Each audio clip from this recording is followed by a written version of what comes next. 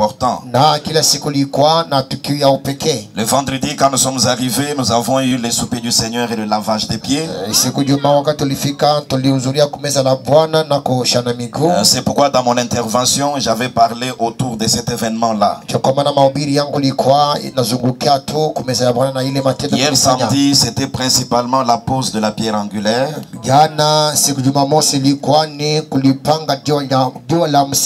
C'est pourquoi mon intervention d'hier a aussi porté sur la pose de la pierre angulaire.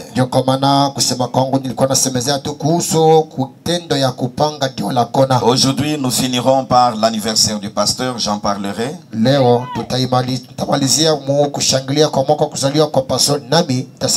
Mais pour la petite prédication de ce matin, j'ai pensé aussi rester dans le thème général qui avait été donné. Le thème que le pasteur avait donné s'intitule « Où passeras-tu ton éternité ?» Je crois que les hommes de Dieu qui nous ont précédés ont parlé tout autour de cela. Et le petit sujet que nous prenons ce matin est aussi en rapport avec cela.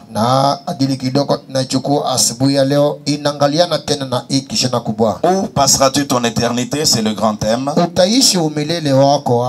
Et le sujet que je prends pour ce matin, je l'intitule « Le mystère des deux destinations éternelles ». Le mystère des deux destinations éternelles. Nous allons prendre nos Bibles dans Hébreux chapitre 13. Nous lirons du 10e au 14e verset. Hébreux chapitre 13. Du 10e au 14e verset.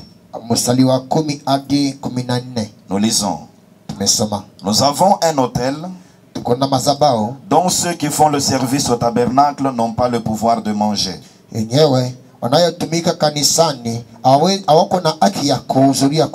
Le corps des animaux dont le sang est porté dans le sanctuaire par le souverain sacrificateur pour le péché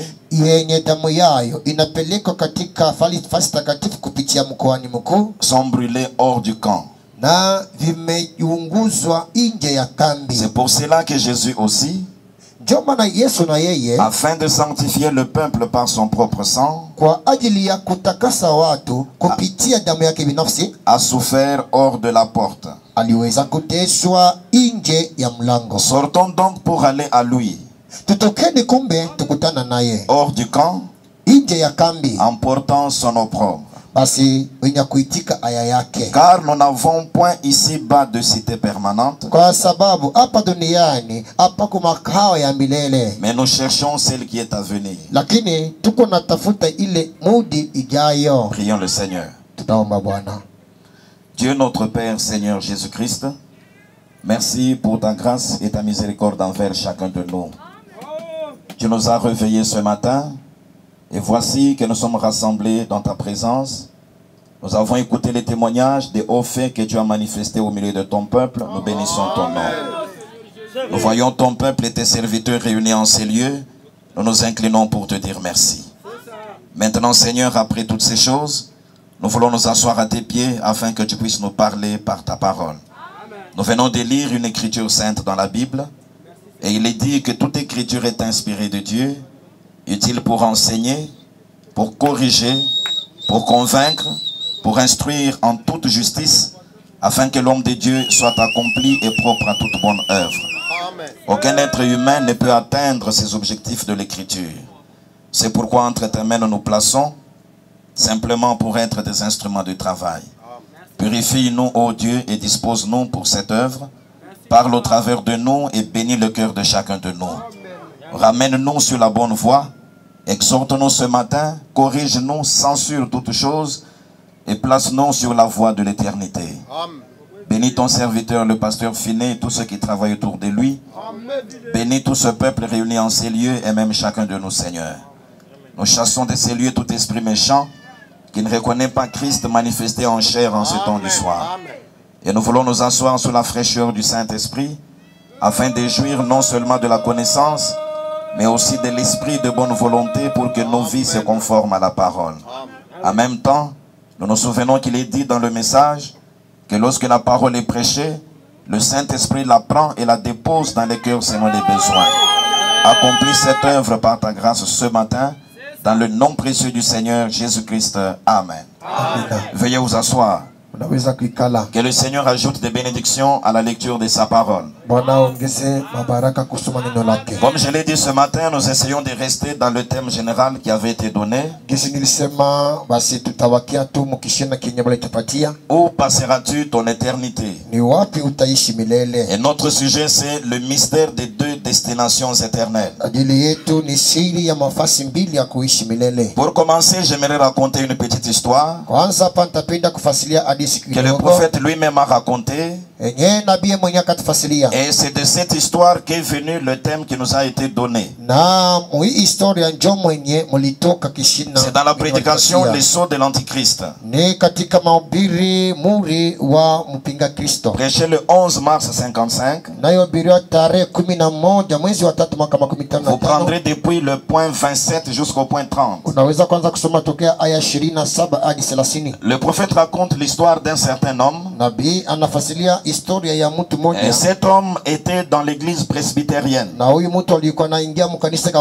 Mais comme le mouvement de l'église pentecôtiste avait déjà commencé, un jour la femme de cet homme était allée prendre part à un culte pentecôtiste. La réunion était très puissante ce soir-là. Le Saint-Esprit était descendu sur ceux qui étaient présents. Et la femme de cet homme avait reçu le Saint-Esprit. Le Saint-Esprit avait révolutionné toute sa vie. Elle avait commencé à manifester certaines émotions. Et le Saint-Esprit l'avait complètement changé. Quand la femme est arrivée à la maison, son mari avait remarqué qu'il y avait un changement en elle. Mais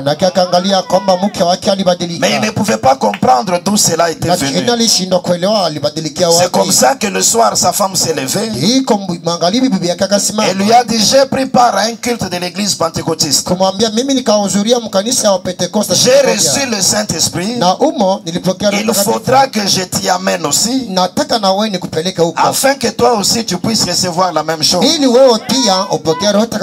Cet homme a dit: je n'irai pas avec ces gens. Comme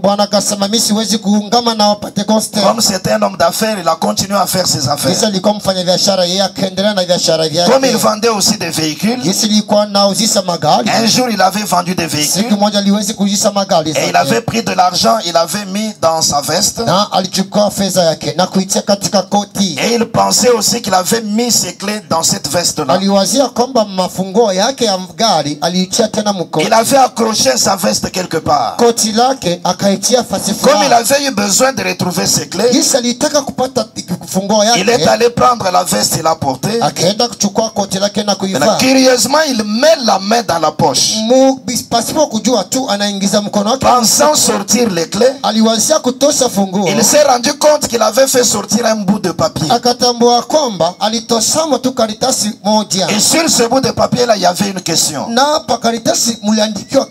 Et il était écrit: où passeras-tu ton éternité?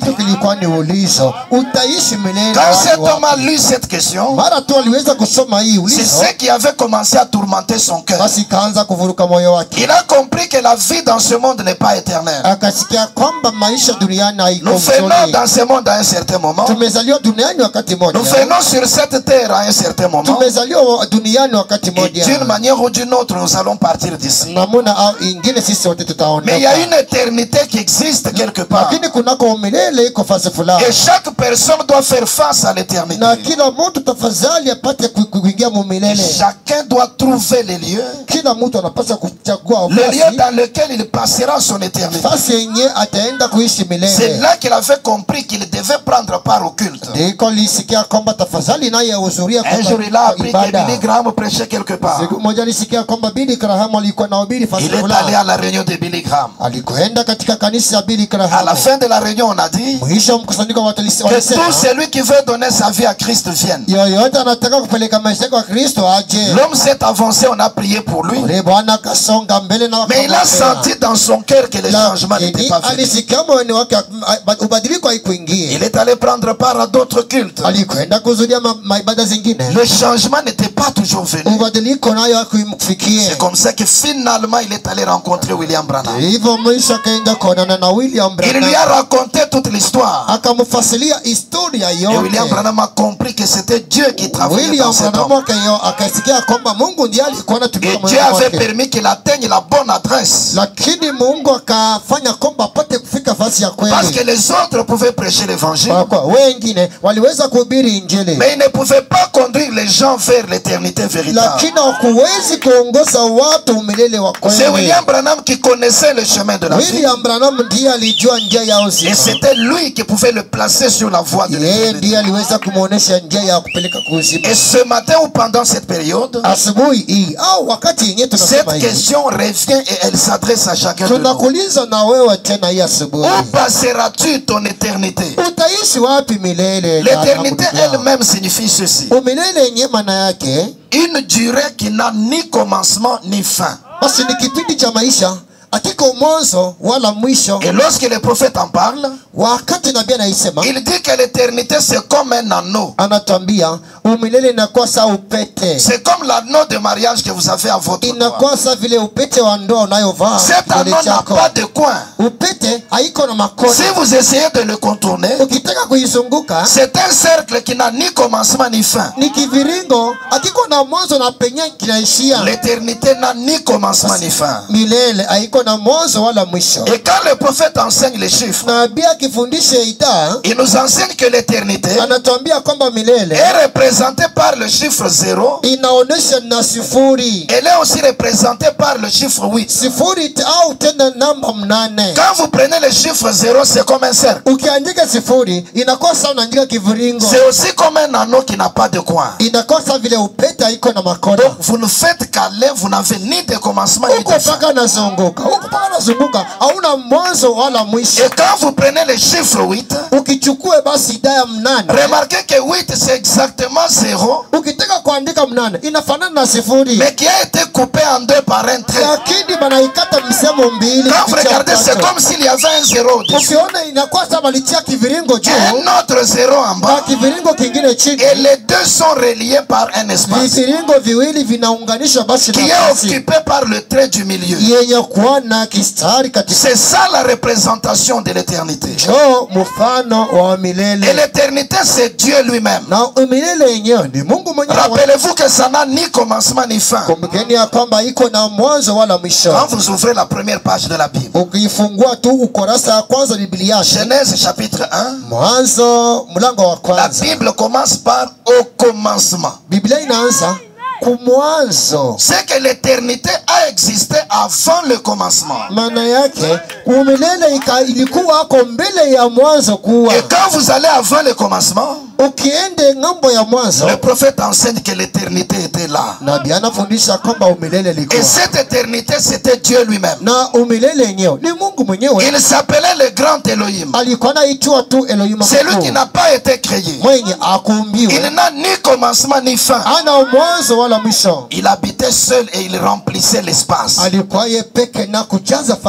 là dans l'éternité, il n'y avait aucune souillure. Le péché n'existait pas dans l'éternité.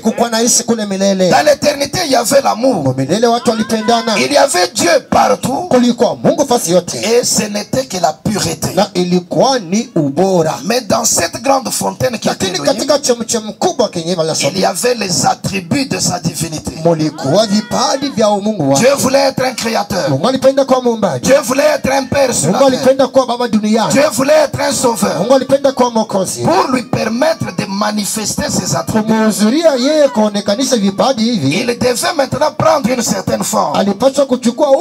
C'est cette forme-là qu'on appelle le logos. C'est ça le fils qui est sorti du Père. C'est ça la parole du commencement. C'est ça la colonne de feu. Quand Dieu est devenu le logos, c'est là que l'éternité a été interrompue. L'éternité n'a pas pris fin. haikuishia pale, Elle a simplement été interrompue. lakini balisimamisha tu kwa On muda a introduit un espace appelé le temps. na bakaingiza kipindi moja kinachoitwa wakati. C'est là que le commencement a eu lieu. Ndio kwenye mwanzo ikaanzia. Et c'est là que Dieu s'est mis à créer les choses. Na huko Mungu akaanza kuumba vitu. Puis l'homme a été créé à l'image de Dieu. Baada mwanadamu alipoumbwa katika Il mfano a wa été Mungu, formé de la poussière de la terre. basi mwanadamu alipoumbiwa na mavumbi duniani, Une épouse lui avait été donnée. yeye alipewa na mke. La vie dans le jardin d'Éden avait été installée. Na basi waliweza kuishi mbustani la Edeni. Quelque temps plus tard, il est tombé dans le péché. Muda fulani mwanadamu akaanguka Et c'est msambi. là que nous tous nous nous sommes retrouvés. Ndio kwenye sisi wote tunaanza kufanya dhambi. L'éternité qui n'avait pas de commencement a été interrompue. Umilele yenye haikuwa na mwanzo bakaisimamisha. Le temps a été introduit. Nyakati kaipoingizwa, Mais à la fin de toutes choses, lakini mwisho wa vitu vyote, lorsque Dieu mettra fin au temps, wakati Mungu atakayemaliza il wakati, ramènera l'éternité pour qu'elle continue sans fin. atarudisha umilele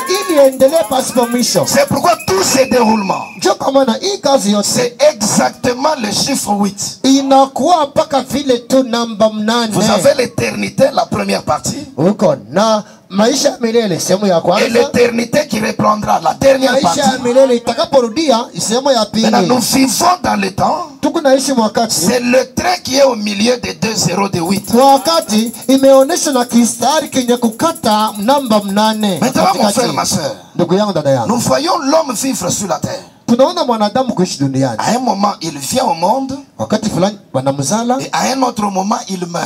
akiishi atakufa. La vie terrestre a un début et une fin. Maisha ya dunia iko naanza na itaisha. Mais nous devons bien retenir ceci. Inapendeza tuisikie vizuri. Que la naissance et la mort physique Kuzaliwa mumwili na kufa tena ne mumwili sont pas les bornes réelles de la vie de l'homme. haiko mipaka ya kuishi kwa mwanadamu. L'homme ne commence pas à vivre à sa naissance physique. Mwanadamu ashaanze maisha yake wakati anazaliwa. La vie de l'homme ne s'arrête pas à la mort physique. Maisha mwanadamu aiishie wakati anakufa. Non, l'homme existe avant sa naissance. Hapana, mwanadamu mbele azaliwa alikuwa naishi fasi Et fulani. même après sa mort physique, il continue à vivre. Hata kisha kufa kwake atakayendelea kuishi fasi Parce fulani, qu'en réalité, l'homme kwa sababu mwanadamu n'est pas une créature temporelle. si kiumbe cha wakati. Il est aussi éternel comme Dieu. Yeye ni wa milele pamoja na Mungu. Maintenant, retenons une autre chose. Tueleweni kitu fulani. L'homme tel que nous le voyons, Mwanadamu tukimwangalia hivi il est formé de 3 parties. ametungiwa na vipindi vitatu. Il y a le corps, c'est l'enveloppe physique que nous avons à l'extérieur. Kipande cha kwanza ni mwili yenyewe mnaweza kuangalia. C'est la première partie de l'être humain. Jo, sehemu ya kwanza ya mwanadamu. À l'intérieur, il y a une deuxième partie. Ndani mnamo sehemu ya C'est pili ce qu'on appelle l'esprit de l'être humain. inayoitiwa tu roho ya mwanadamu. À l'intérieur de l'intérieur, Ndani ya roho il y a une troisième partie. huko sehemu ya tatu C'est l'âme de l'homme. ni nafsi ya En mwanadamu. réalité, l'homme, ce n'est pas le corps. Kweli kweli, mtu si kenye unaangalia na L'homme, en macho. réalité, c'est l'âme qui est à l'intérieur. Mtu ni nafsi yenye kuwa ndani yake. Et le corps lui-même, Na mwili yenyewe c'est la dernière chose qui se forme pour l'homme. jo kitu cha mwisho banamtungia mwanadamu. Et c'est aussi la première chose qui disparaît pour l'homme. Jo kitu cha kwanza kupotea mwanadamu akitaka kupotea. Le prophète enseigne ceci. Nabii anafundisha hiyo. Que le corps de l'être humain se forme dans le sein de sa mère. Maana mwili wa mwanadamu umetungiwa tumboni mwa mamake. Et la formation du corps commence après la conception. Na kutiungia kwa mwili inaanza tu wakati mwanamke anachukua mimba. Pendant tous les 9 mois que l'enfant fait dans le sein de sa mère, Kadiri miezi 9 yenye mwana anafanya katika tumbo ya ce ne mamake, sont que des muscles qui se développent. ni manyama tu iko nenda na kukomea. Branham dit même si vous sentez des mouvements dans votre sein, Nabii anasema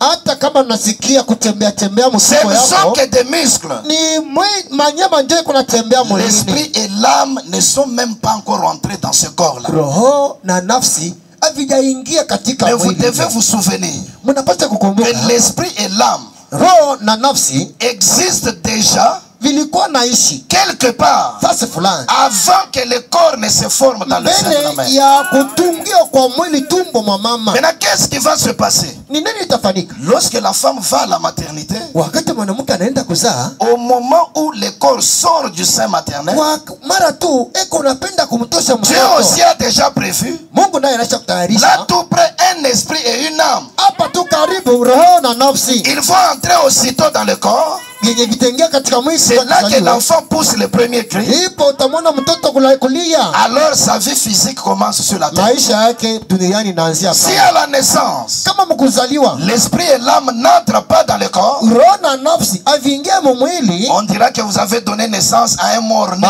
Batu batasema alizala mtoto wa kufa. Voyez-vous, tout cela c'est pour que nous comprenions que la naissance physique ya kwamba kuzaliwa mu mwili n'est pas le début réel de la vie de l'homme. Haiko kwanza kuishi kwa kweli kwa mwanadamu duniani. L'esprit et l'âme existent déjà. Hapana, roho na nafsi yake vilikuwa naishi fasi fulani. Le corps c'est la dernière chose qui se forme. Mwili ndio kitu cha mwisho banamfanyia mwanadamu. Il se forme dans le sein de la mère. Yenye inafanyika mu mwili ya mama. À sa sortie, l'âme et l'esprit entrent et l'homme devient un être vivant sur la terre. Akizaliwa tu roho na nafsi vinaingia na mwanadamu anaweza kuishi duniani. Quand sa vie sur la terre arrive à la fin, mara tu maisha yake duniani inafika mwisho, le corps est la première chose à disparaître. Basi mwili ndio ya kwanza tutenda kuzika. Parce que quand l'homme est tombé dans le péché, unaona wakati mwanadamu kaanguka mzambi, Dieu a donné une prophétie en rapport avec le corps. Mungu alifanya unabii kuambatana na mwili. Il a dit tu es poussière, wewe ni mavumbi, et tu retourneras à la poussière. Na utarudi ku mavumbi. L'esprit de l'homme n'est pas la poussière. Roho wa mwanadamu si vumbi. L'âme est une partie de Dieu. Nafsi ni sehemu ya Mungu. Elle n'est pas la poussière. Haiwezi kuwa vumbi. Mais c'est le corps qui avait été formé à partir de la poussière de la terre. Vumbi ni mwili yenye ilitoshwa kwa mavumbi ya dunia. Quand nous disons que les frères ou la sœur sont morts, tukiseme tu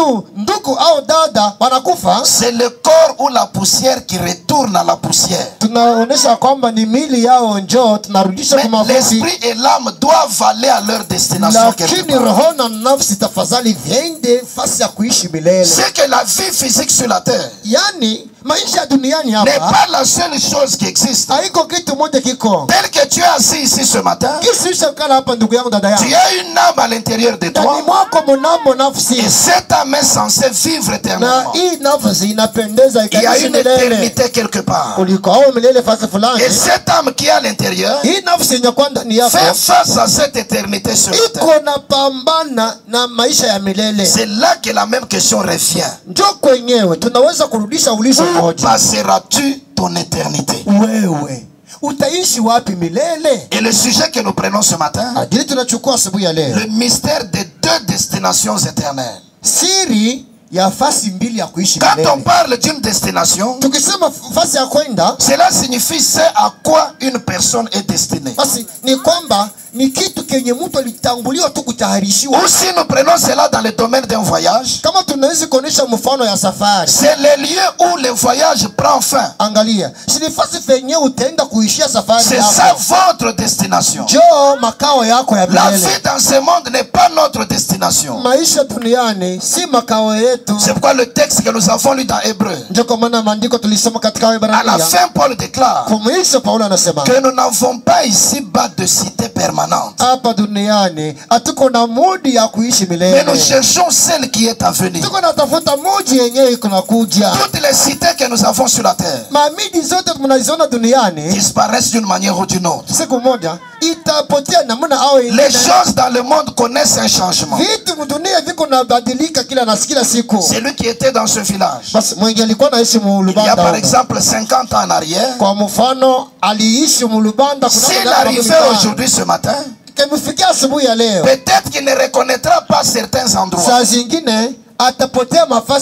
Parce que rien n'est permanent sur la terre. Tu peux aller dans une certaine ville. Tu sais qu'il y a une brousse telle part. Dans 15-20 ans vous revenez. Vous trouvez des grands étages et des buildings. Là où il y avait une petite ruelle, vous trouvez des grands boulevards. Nous n'avons pas ici-bas de cité permanente. Quand vous ouvrez les pages de l'histoire, on parle des grandes villes de l'Antiquité. Des villes qui ont réellement existé, avec une grande renommée. Mais allez chercher ces villes-là aujourd'hui. Le prophète dit, pour retrouver les vestiges de certaines villes, ya midi zingine. Il faut creuser à des milliers de kilomètres dans les sous-sols. Kupata vitu vinavyobaka inapendeza kuchimbua kati kwenda chini Nous kabisa. n'avons pas ici-bas de cité permanente. Pa dunia hakuna mudi wa kuishi Mais nous milele. recherchons celle qui est à venir. Lakini tunatafuta mudi yenyewe kuna Il y kuja. a une destination qui nous attend quelque part. Kunako makao inachuchunga. Il y a une cité éternelle devant nous. Kuko mudi wa milele na C'est tuchunga. vers celle-là que se porte notre espoir. Basi ile njoo yenyewe Et tunaitumainia. tout être humain qui vit sur la terre, Wanadamu yote duniani il est donc comme dans ce voyage-là. anakuwa kama vile katika safari Il hiyo. doit finir sa course Atamaliza safari dans yake une destination quelque kwa part. makao fulani mwenye ataikaa. Et retenons qu'il y a deux destinations. Tusikieni ya kwamba kunako makao Et mbili ce sont des destinations éternelles. na ni makao za milele. C'est dans ces deux destinations Ni katika makao hizi que mbili chaque être humain pourra passer son éternité. mwenyewe mwanadamu yote ataweza kuishi milele. La première destination, Makao ya kwanza c'est la mort éternelle. ni unakufa tu milele. C'est une destination pour certaines personnes. Ni makao juu ya watu wengine. Et où est-ce qu'ils vont passer leur éternité? Basi, wale watu wataishi wa C'est milele. dans la mort éternelle. Wataishi mauti ya milele. La deuxième destination, Makao ya pili c'est exactement le contraire. ni kabisa yenye Elle, c'est la kufanana. vie éternelle. Hii makao ni maisha ya Et milele. où est-ce qu'on passera la vie éternelle? Ni wapi tutaishi milele? C'est dans une éternité Ni maisha ya qui milele est appelée la Nouvelle Jérusalem. yenye nayoitiwa Yerusalemu mpya. J'aimerais que nous puissions prendre les Saintes Écritures Napenda tuchukue maandiko pour matakatifu. essayer de décrire ces deux destinations éternelles. Tunaweza kufasiria tu makao mbili. Prenons dans Apocalypse 20, Tusomeni Ufunuo 20 versets 11 à 15. mstari 11 hadi 15. Puis j'ai vu un grand trône blanc Baada nikaona kiti cheupe cha enzi et celui qui était assis dessus. na mwenye alikaa juu ya kile La kiti. terre et le ciel s'enfuirent devant sa face. Dunia na mbingu ilikuwa nakimbia usoni Et il ne kwake, fut plus trouvé de place pour eux. na yeye akupate fasi juu yao. Et j'ai vu les morts, Na mimi nikaona wafu, les grands et les petits, wakubwa na watoto, qui se tenaient devant le trône. wenye walisimama mbele ya kiti cha enzi, Des livres furent ouverts. na kitabu kilikuwa wazi, Un autre livre fut na ouvert, kitabu kingine kilikuwa wazi, celui qui est le livre de vie. kilicho kitabu cha uzima. Et les morts furent jugés selon leurs œuvres, Na wafu waliweza kusambisha kuangaliana na matendo yao, d'après ce qui est écrit dans ces livres. kuangaliana na vile iliyoandikwa katika La kitabu mer hicho. rendit ses morts, Basi bahari ikarudisha watu wenye walikufia qui mumadi, étaient en elle. wenye walikuwa mumadi. La mort et le séjour des morts rendirent les morts qui étaient en eux. Basi bahari nafasi ya kuzimu ikarudisha wafu wenye walikuwa ndani yao, Et chacun fut jugé selon ses œuvres. na mtu yote alipohukumiwa kufuatana na matendo yake. Et la mort et le séjour des morts Mauti na na kuzimu furent jetés dans les temps de feu. basi viliweza kutupiwa tu katika tanuru za moto. C'est la seconde mort, Ni mauti ya pili, les temps de feu. basi ziwa la moto. Quiconque ne fut pas trouvé écrit dans le livre de vie Mwenye anaweza kusoma mambo yenye mwenye asiandikiwa katika kitabu cha uzima fut jeté dans les temps de feu. aliweza kutupiwa katika ziwa la moto. Ça, c'est la destination des pécheurs. Hii ni makao ya watenda La dhambi, destination des méchants qui sont sur la terre. makao ya waovu walio Vous duniani. savez, quand un pécheur meurt aujourd'hui, Unajua mtu mtenda dhambi akikufa leo il va dans ce qu'on appelle la 5e dimension. anaenda mu makao ya tano. C'est comme quelqu'un qui est placé dans une prison Inakuwa kama vile mtu alishatiliwa gereza, en attendant le moment du jugement. mwenye kuchunga wamsambishe. Maintenant, après le millénium, Baada tu ya utawala wa miaka 1000, le jugement de Dieu sera installé. hukumu ya Mungu itakapopangwa C'est là que pale, nous voyons tous ces méchants devant le trône de Dieu. huko tutaangalia waovu wote mbele ya Mungu. Ceux qui étaient morts dans la mer reviennent. Benye Résurrection générale. itakuwa kufufuka kwa watu Tous les wote. méchants vont revenir pour être jugés. Watenda dhambi wote watarudia kwa kusambisha. Quand on finit de les juger, Wakimaliza tu kuwasambisha, qu'est-ce que Dieu va faire? watafanya nini? Il prend la mort elle-même. Anachukua mauti yenyewe, Il prend le séjour des morts. anachukua fasi ya kuzimu, Il prend tous les pécheurs. anawachukua watenda dhambi Il les met wote, ensemble anawatia fasi Et moja, il les jette maintenant anawatupa dans sasa. ce que la Bible appelle ici les temps de feu. Mkienye Biblia inaita hapa inasema ziwa la moto. C'est ça qui est aussi appelé la seconde mort. Njoo yenye tunaweza kuita tena kufa mara pili. Cet temps de feu, c'est ça l'enfer qui brûle. Hii ziwa ya moto njoo Gehennamu. Maintenant, ces gens, je vais lire le prophète. Sasa hawa watu mtasoma nabii. Quand ils seront jetés dans cet temps de feu, Wakibatupe tu katika ziwa la moto, ils vont brûler pendant une très longue période qu'on ne peut pas déterminer. nawaambia watalungua mkipita tuwezi kukieleza. Rappelez-vous que la mort elle-même sera jetée dans ce feu. Kumbukeni ya kwamba hata mauti yenyewe itakapotumbikiwa tu Le séjour des morts il sera aussi. basi siku ya kuzimu nayo itakuwa En même temps que tous ces pécheurs. pamoja na watenda dhambi wote. Ils vont brûler pendant des millions d'années. Watalunguzwa katika bilioni za Et puis miaka. à un certain moment, Baada wakati fulani Dieu mettra fin à cela. Mungu atakomesha hivyo Et ils seront détruits pour l'éternité. na wataribishwa juu ya milele. Ils seront morts éternellement. Watakufa Ils milele, ne pourront plus jamais revenir. hawawezi kurudi kuuzima, Parce que leurs âmes seront détruites pour toujours. kwa sababu manafsi yao itakapoharibishwa C'est ça la juu ya mort yote. éternelle. Njoo mauti ya milele. Eux-mêmes, Wao wenyewe les temps de feu, ziwa la moto, la mort et le séjour des morts kifo na masiku ya kuzimu vont cesser d'exister pour l'éternité. vitaisha milele. C'est leur forme d'éternité. Ni umbo yao ya milele, C'est une mort éternelle. ni kifo cha milele, C'est une forme d'éternité et une destination. ni mfano ya umilele na makao fulani. Maintenant, il y a une autre forme d'éternité Kunako tena mfano ingine ya milele et une autre destination. na makao Et ingine. ça, c'est pour les vrais croyants. Hii inaangalia waaminifu wa Et kweli, c'est la nouvelle Jérusalem. na hiyo ni Yerusalemu Nous mpya. sommes dans Apocalypse 21. Tunasoma Ufunuo 21. À la maison, vous lirez du 1er au 27e verset. Ukiende kunyumba utasoma basi kutokea mstari wa kwanza hadi 29. Pour gagner le temps, je vais lire en sautant. Gisi ni kuna kimbiziana na muda.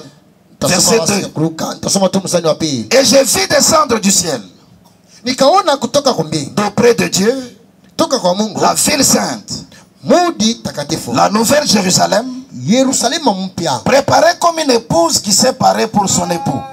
balitayarisha kama vile bibi harusi mwenye kutayarisha juu ya bwana yake. Et j'ai entendu du trône une forte voix qui disait, Na toka kiti cha enzi nikasikia sauti kubwa ilikuwa nasema, voici le tabernacle de Dieu avec les hommes. angalia maskani ya Mungu na wanadamu, Il habitera avec eux basi yeye ataishi nao et ils seront son peuple.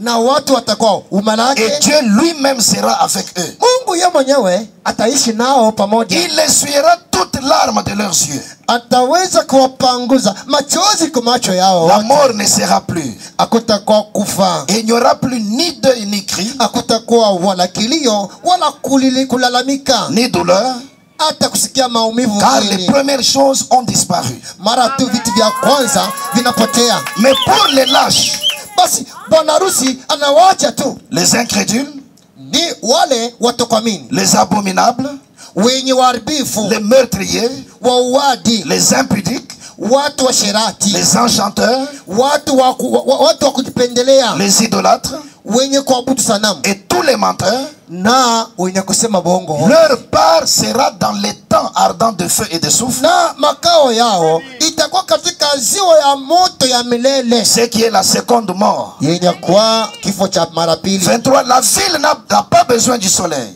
23. Hii mji yenyewe haitalomba jua ni de la lune pour l'éclairer, hata mwezi juu ya car kuangaza, la gloire de Dieu l'éclaire. kwa sababu sifa ya Mungu njoo mwangaza Et l'agneau est son flambeau. na mwana kondoo njoo bendera. 25. Ces portes ne se fermeront point le jour, 25. Na milango ya hii mji haiwezi kuifunga, car il n'y aura point de nuit. kwa sababu hakutakuwa usiku. Il n'entrera chez elle rien d'essuyé, Basi muhii mji hamwezi kuingia kitu kichafu, ni personne qui se livre à l'abomination et au mensonge. au mtu yeyote mwenye anasemaka ongo na kufanya vitu vya kuharibisha. Il n'entrera ataingiamo, que ceux qui sont écrits dans le livre de vie. wataingiamo ni mpaka wale waliandikiwa mkitabu cha uzima. J'enchaîne au chapitre 22 versets 14 et 15. Naendelea kwa mlango 22 mstari 14-15. Heureux ceux qui lavent leurs robes, Wenye heri wenye kusafisha mankanjo yao, afin d'avoir droit à l'arbre de vie ili wapate kula kumuti ya et uzima. d'entrer par les portes dans la ville. Na wale watu wataingia kupitia milango ya muti. Dehors les chiens, Nini mbwa, tokeni nje. les enchanteurs, Nini wenye kusifu watu wengine, les impudiques, washerati, les meurtriers, wauaji, les idolâtres waabudu sanamu, et quiconque aime et pratique le mensonge. na yoyote anapenda au anatumiaka kusikulanda watu. Nous avons parlé de la première forme de l'éternité, Tulionesha mfano ya kwanza ya maisha ya qui milele est la mort éternelle. yenye kwa mauti ya milele, Et ça sera à la fin, après le jugement. itafanyika mwisho baada ya hukumu, Et cela concerne les méchants ou les pécheurs. na inaangalia watenda zambi au watu waovu. Ici, il y a une deuxième forme de l'éternité. Hapa wanatuonesha umbo ya pili ya C'est umilele, la vie éternelle elle-même. ni maisha yenyewe ya Et milele. la destination, c'est la nouvelle Jérusalem. Makao ni Yerusalemu mpya, Une ville que Jean a vu descendre du ciel. mudi Yohana aliwezi kuangalia chuka Qui est préparée mbinguni, comme une épouse. ilitayarishwa kama vile Comme une biharusi, épouse qui a été parée pour son époux. kama biharusi aliyotayarishwa juu ya bwana harusi C'est wake. une ville qui a des portes. Ni mudi iko na Mais milango. pour entrer par les portes de la ville, Ndio kuingia mu milango ya mudi, il faut d'abord avoir été inscrit dans le livre de vie de la ville. inapendeza jina lako ikutanyika katika kitabu cha uzima. Et il faut remplir les critères qui sont donnés ici. Inapendeza kutimiza inye makanuni Il banasema. faut que la robe soit bien lavée. Kanjo yako ikuwa nyeupe. Il faut que tu ne sois pas meurtrier. Inapendeza usikuwa Que tu ne muuaji, pratiques pas l'idolâtrie. usikuwa nasema ongo ama Que tu ne sois kwa pas dans les mêmes péchés que ceux qui sont dans le monde. usifanye zambi yenye watu wako wanafanya Et ceux duniani. qui vont entrer par les portes de cette ville Na wenye wataingia kupitia malango ya hii mji vont vivre éternellement. wataishi milele. Les uns meurent éternellement Aba bengine banakufa milele et ils sont dans la mort éternelle. na banaishi katika mauti ya Ceux-ci milele. vivent éternellement Aba nabo banaishi milele et ils sont dans la ville. nabo baiko katika mji, Ils sont dans la nouvelle Jérusalem. iko katika Yerusalemu mpya. Et quand ils entrent dans cette ville-là, Na wakaingia katika hii la mji, Bible dit toutes les choses anciennes ont disparu. Biblia inatuambia basi vitu vya zamani vyote vya kale C'est là à l'intérieur que Dieu est avec eux. umo ndani ndio mwenye Mungu amekaa pamoja C'est là nao, qu'il n'y aura pas de pleurs. na umo wa mji hauwezi Il n'y kulia, aura pas de douleur. hakutasikia Parce que maumivu, le Seigneur lui-même kwa sababu Bwana yeye mwenyewe sera là avec son peuple atakamo na watu et wake, il va essuyer toutes larmes. ataweza kuwapanguza Si machozi. quelqu'un a besoin de voir ses larmes être essuyées, Basi ukitaka wakupangue machozi, il ne doit que chercher à entrer par les portes. inapendeza uingie tu kupitia Il mlango, doit prendre la nouvelle Jérusalem inapendeza apate kuchagua comme sa Yerusalemu mpya, destination éternelle. iwe kama vile makao yake ya Il doit milele. chercher la vie éternelle Anapaswa kutafuta uzima wa pour milele vivre éternellement dans cette juu vie. ya kuishi milele katika hii mji, Maintenant, pour atteindre cette vie éternelle, juu ya kupokea hii maisha ya milele. écoutons ce que le prophète dit ici. Oneni kenye nabii anasema hapa Dans le sermon Israël en Égypte, katika mahubiri Israeli katika Misri, 25 mars 53, tarehe 25 mwezi wa 3 mwaka 53, point 150 et 151. aya 151. Qu'est-ce que le Saint-Esprit fait aujourd'hui Roho Takatifu anafanya nini leo? quand il vient à un être humain? Wakati anamkujia mwanadamu, Il vient pour circoncire anakuja juu ya kutahiri, et il vous a appelé, na yeye alikuita, vous a circoncis, alikutahiri vous a placé en lui na kukutia ndani yake, et a prédestiné votre destination éternelle. na alitayarisha makao yako ya milele. Le Saint-Esprit a prédestiné Roho Takatifu alitayarisha votre destination éternelle. makao yako ya milele. Aussi, cela ne fait pas crier les chrétiens. Basi Wakristo hawezi wanalalamika Je kukusikia ne sais hili. pas ce qui les fera crier. Sijui kama ni kitu gani kitasukuma Si kulalamika. cela ne réveille pas l'homme qui est en Christ, Kama hiki akimwamsha mtu aliye katika je ne sais Kristo. pas ce qu'il faudrait pour le réveiller. Sijui kama tuwaambie tena nini watu wafurahi. Je crois dans ce cas qu'il est 2 fois mort Na simuona muhimu kwamba yeye anakufa mara mbili et déraciné. na mwenye kutukunywa hata Ne le kutukunywa. croyez-vous pas? Ninamwamini hivi. C'est très bien. vizuri. J'aimerais qu'on comprenne parfaitement ce dont nous parlons ce matin. Tapenda tusikie kweli kweli kenye tunasema asubuhi ya leo. Il y a deux destinations éternelles. Kunako makao mbili ya kuishi milele. Il y a la mort éternelle. Kuko mauti ya Il y a la milele. vie éternelle. Na uzima wa milele. Et la vie éternelle se passera dans la nouvelle Jérusalem. Uzima wa milele utakwenda kuishi mu Yerusalemu mpya. Tout celui qui vit sur la terre aujourd'hui Yoyote anayeishi duniani leo arrivera à l'une de ces deux destinations. atakapokwenda kuchagua mfasi mbili kwa yeye kwenda. Mais ici le prophète vient de déclarer Hapana bila toka kusema que le Saint-Esprit ya kwamba Roho Mtakatifu a prédestiné votre destination éternelle. alitangulia kutayarisha makao yako ya Le milele. Saint-Esprit a déjà déterminé cela. Roho Mtakatifu ashakuionyesha. Si quelqu'un arrive dans la mort éternelle, Kama mtu anakufa milele, c'est sa destination éternelle. basi ndio makao yake ya Et le milele. Saint-Esprit avait prédestiné cela. Na Roho Mtakatifu alitangulia kutayarisha Si hiyo. un autre arrive à la vie éternelle, Kama mwingine anapokea uzima wa dans la milele nouvelle Jérusalem, katika Yerusalemu mpya, c'est sa destination éternelle. ni makao yake ya Et milele. le Saint-Esprit avait prédestiné cela. Na Roho Mtakatifu alitangulia kutayarisha Quand on hiyo. parle dans ce sens, Tukisema mwi namna et on parle de la prédestination, tunaonesha makao ya milele, beaucoup de gens accusent Dieu d'être injuste. watu wanaanza kumstaki Mungu yeye ni mzalimu. Comment Dieu peut prédestiner? Namna gani Mungu atatangulia kutayarisha? Laisser les uns aller dans la mort éternelle Anatayarisha hao kwenda mu et mauti laisser kwa les uzima. autres aller dans la vie Na éternelle. kuacha kwengine wakafurahi mu uzima wa Ils milele. disent que Dieu est injuste. Wanasema Mungu ni mzalimu. C'est simplement parce qu'ils n'ont pas écouté le prophète. Mungu si mzalimu, ni kwa sababu amkumsikia Le nabii. prophète enseigne clairement Nabii anafundisha kweli. comment Dieu a pu faire les choses. Namna gani Mungu aliweza kufanya vitu. Comment il est arrivé à prédestiner Namna gani alifika kutangulia la kutayarisha destination éternelle de chaque personne. makao ya milele ya kila mtu. Le prophète nous ramène dans l'éternité. Nabii ameturudisha mu milele. Quand Dieu habitait tout seul Wakati Mungu alikuwa anaishi peke dans sa pensée, mawazo yake, il s'est imaginé tous ceux qui allaient vivre sur la terre. akalifikiria wote walipaswa kuishi duniani. Il a vu comment le diable allait travailler dans tous les âges. Aliweza kuona namna gani ibilisi atatumika mu vizazi Par vyote. rapport à la tromperie prévue par le diable, Kuangaliana na udanganifu ibilisi Dieu alitayarisha. avait prévu une portion de la parole pour chacun. Mungu alitayarisha sehemu ya neno juu ya kila Et kizazi. toujours dans sa pensée, Mpaka mawazo yake. parmi ces gens-là, Katikati ya wale watu, pour chaque âge, il choisissait un seul homme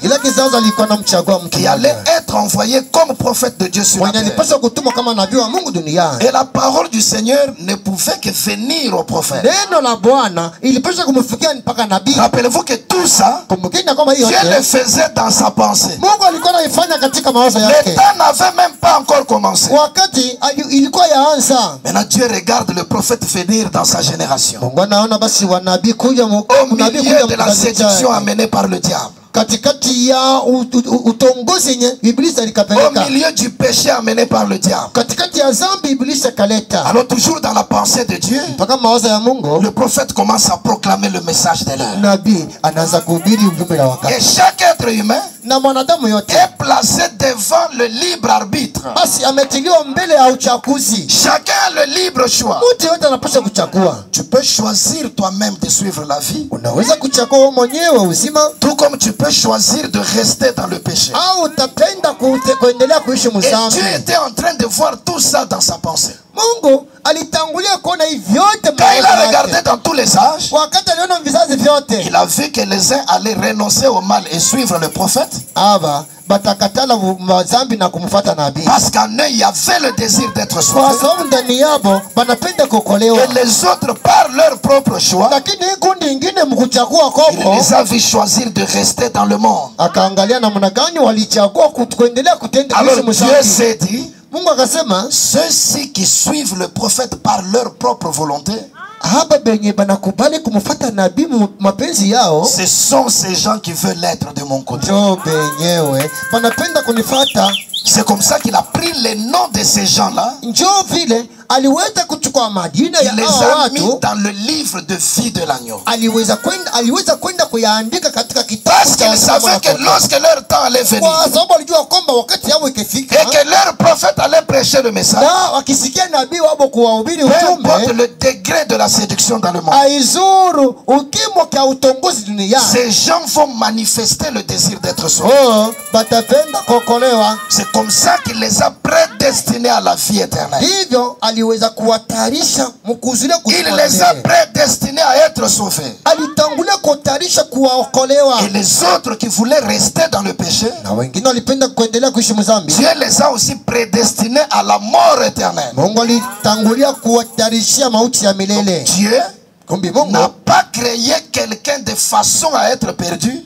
akuumbe mutu ya kwamba huyu atapotea. Il n'a pas créé quelqu'un de façon à être sauvé. Akuumbe mwingine akumwambia wewe ndio Il a créé utaokolewa. tout le monde de la même manière. Alituumba sisi wote namna Mais moja, lui étant infini, lakini vile ye ana mwisho wala étant mwanzo, capable de connaître la fin avant le commencement, vile Mungu anaweza kujua mwisho kabla ya mwanzo, il a pu voir le choix qu'opérerait chaque être humain sur la terre. alitangulia kuona kwamba huyo ataenda C'est comme ça qu'il a pu kukuona. prédestiner votre destination éternelle. Hivyo aliweza kutayarisha makao yako ya kuishi. Le problème est que quand nous venons sur la terre Mambo ni kwamba tukizaliwa duniani, et que nous naissons dans ce corps de chair, tumezaliwa katika hii mili, nous ne nous rappelons pas de ce qui avait été fait dans l'éternité. hatukumbuke kenye walitangulia kufanya Parce que umilele. notre mémoire a été affaiblie. Kwa kuwa mawazo yetu Nous ne nous lifupika, rappelons pas de ces choses. hatukumbuke hivi vitu. Mais il y a une façon Kunako namuna que le prophète nous a donnée yenye nabii alitupatia qui nous permet de voir si oui ou non nous irons à la vie ou à la mort. yenye kutusaidia kusikia kama tutaokolea au tutakufa. C'est là que j'aimerais que chacun de nous puisse commencer à comprendre. Iko tapenda kila mtu atangulie kusikia sasa. Dans l'âge de l'église d'Éphèse, Katika kizazi cha kanisa ya Efeso, prêché le 5 décembre 60, yakubiriwa tarehe 5 mwezi 12 mwaka 60, au point 144, aya 144, il dit ceci. anasema hivi: Mais les gens vivent aujourd'hui lakini watu wanaishi leo comme si la vie sur terre inakuwa sawa vile maisha duniani était l'unique chose qui existe. njo kitu cha mwisho kilikuwa yako Et c'est tout. na vyote. Vous ne vous rendez pas compte Amutambui njo que vous avez une âme qui quittera ces lieux ya kwamba ndani mwako mnamo nafsi itatoka hii fasi pour aller quelque part. juu ya kwenda mahali fulani, Et na vous scellez votre destination uko unachapa makao yako ya ici milele. même Hapa penyewe par la manière dont vous vivez tukiona tu namuna huku naishi, et la façon dont vous vous comportez. namuna tu ya kujiongoza. Vous gardez rancune Uko na fitina na fulani, et vous êtes méchant uko mwofu mbele ya mtu mwingine et tout.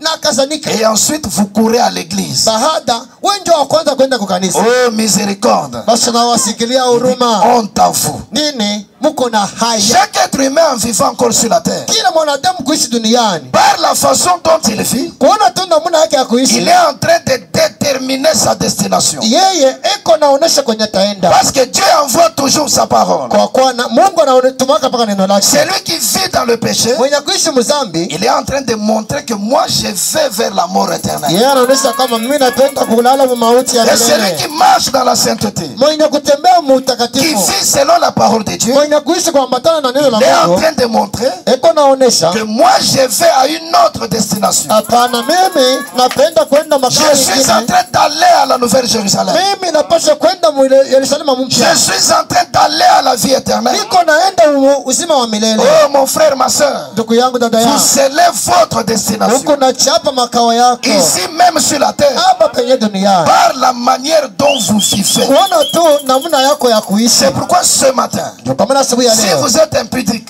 kama huko msherati, si vous êtes dans le mensonge, kama unapendeka kusema si uongo, vous êtes idolâtre, wewe kama unaabudu si vous sanamu, êtes dans le vol, kama unaibaka vitu vya ce baba, genre de vie-là ile maisha yako naishi est en train de montrer votre destination. iko natuonesha kwenye utaishia. Mais si votre cœur est plein de l'amour divin Kama tu moyo wako imejaa na upendo wa et que Mungu votre vie est purifiée na maisha yako imetakaswa, et que vous respectez la parole de Dieu, uko unaheshimia neno la ce Mungu, genre de vie-là hii aina ya maisha montre aussi votre destination. inatuonesha ni wapi kwenye utaenda. Parce que Dieu, dans chaque âge, Kwa kuwa Mungu mkila kizazi il envoie toujours un prophète avec sa parole. anatumaka nabii na neno lake. Dieu ne veut pas que l'homme se perde. Mungu apende kupotea kwa La mwanadamu. première volonté de Dieu Pili ya kwanza ya Mungu n'est pas que les gens aillent dans la mort éternelle. Mungu apende watu wafa milele. Dieu veut que tous parviennent à la vie. Mungu anapenda wote apate kuokolewa. Dieu veut voir toutes ces créatures Mungu anapenda kuona viumbe vyake dans la vyote nouvelle Jérusalem, Yerusalemu mpya, vivant éternellement sans fin. kuishi milele tu pasipo mwisho. Mais Dieu ne vient pas forcer l'homme. Lakini Mungu hatafanya kuunguka. Dieu lui envoie seulement le messager. Mungu anakutumia tu mjumbe. Le messager proclame le message. Mjumbe anatangaza ujumbe. Chaque être humain placé devant le libre arbitre. Na mtu yote anaweza kuchagua. C'est toi qui fais ton propre choix. Wewe njoo unafanya uchaguzi wako binafsi. Romains chapitre 6. Warumi mlango wa 6. Verset 23, il est dit ceci. Mlango 23 inasema Car le salaire du péché c'est la mort. Kwa kuwa mshahara wa dhambi ni mauti, mais le don gratuit de Dieu, lakini zawadi za bure c'est la ya Mungu vie éternelle ni uzima wa milele en Jésus-Christ notre Seigneur. Yesu Kristo Bwana wetu. Tout celui qui reste dans la vie du péché, Yoyote anapendaka kuishi le mzuri, salaire qu'il aura à la fin, malipo yenye atapokea c'est mwisho la mort éternelle qui l'attend. atakufa milele, Mais Dieu donne gratuitement la vie éternelle. lakini kwa bure Mungu anapeleka La uzima vie wa éternelle, tu milele. ne peux même pas l'acheter, mon frère. Uzima wa milele ndugu yangu hawezi hata Non, c'est kuiuza, un don gratuit ni zawadi ya qui bure vient de la part de Dieu. yenye Mungu anakupatia, Et cela se trouve en Jésus. na hii zawadi iko katika Yesu. Jésus notre Seigneur. Yesu Bwana wetu. Jean chapitre 3 verset 16. Tusomeni mlango 3, Yohana mlango wa 3:16. Car Dieu a tant aimé le monde Kwa kuwa Mungu anazidi qu'il kuipenda a dunia donné son Fils unique, akampeleka mwanaye wa afin que pekee, quiconque croit en lui kwa kuwa yoyote ne atakayemwamini périsse point, asifwe,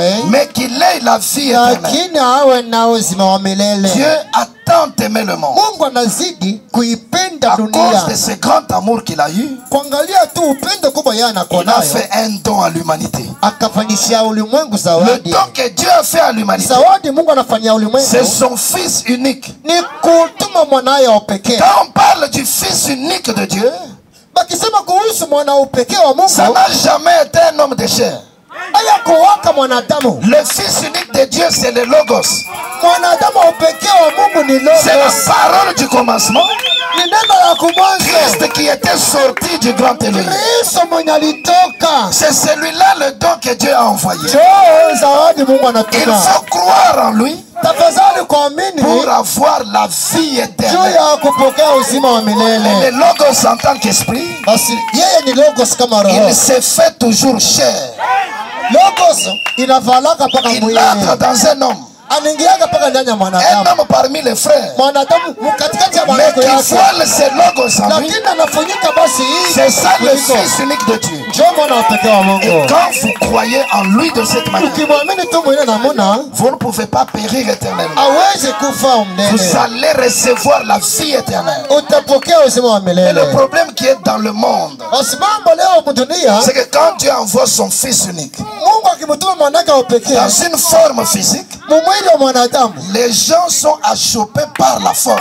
watu wanakualika kuona tu mwanadamu. Israël était en Égypte. Israeli walikuwa Mumisri, Ils étaient retenus dans l'esclavage. walikuwa muutumwa. Dieu a envoyé le don. Mungu alituma zawadi. Dieu a dit, je suis descendu moi-même. Mungu alisema nakuja mimi Parce que mwenyewe, j'ai entendu les cris de mon peuple. nasikia kulia kwa watu J'ai wako, vu la souffrance. naona mateso yao, J'ai vu l'oppression. mimi naona Je mateso, suis descendu moi-même. mimi nashuka mimi mwenyewe. Qui était descendu?